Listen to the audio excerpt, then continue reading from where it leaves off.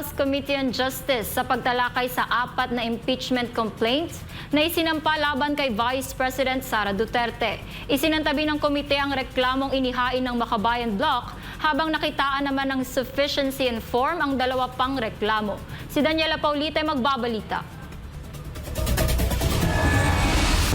Today's committee meeting. Ibinasura ng House Committee on Justice ang unang impeachment complaint na inihain ng Makabayan Bloc laban kay Vice President Sara Duterte.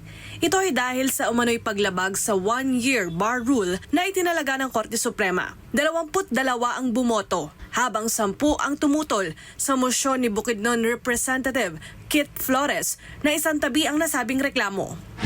I think it should be part of the consideration in determining for Madam Chair, kung timely nga ba yung pag-file ng isang impeachment complaint. Because it would be useless for us to consider any impeachment complaint that was filed within the 1-year bar period. Ang ibinasurang reklamo ay naglalaman ng umano'y betrayal of public trust, culpable violation of Constitution, at kontrobersyal na paggamit ng confidential funds. By set aside, it means that it will no longer be included in the proceeding of this committee. Sumunod naman ay isinalang sa deliberasyon ang sufficiency in form ng 3 at 4 na complaint. Ayon sa komite, nasunod dito ang mga technical na requirements ng Kamara at wala namang tumutol dito. Dahil dito, idineklara ng komite na sufficient in form ang Father Sabalia at Cabrera complaint laban sa pangalawang Pangulo. Nauna nang binawi ng Grupong Tindig Pilipinas ang 2 reklamo upang magsanib puwersa at suportahan ang 3 petisyon na may parehong mga batayan.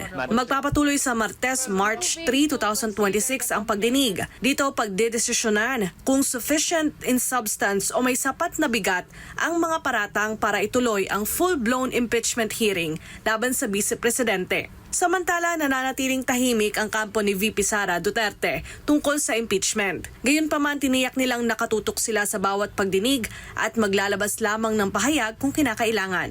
Para sa Diyos at sa Pilipinas kong mahal, Daniela Paulite, SMNI News.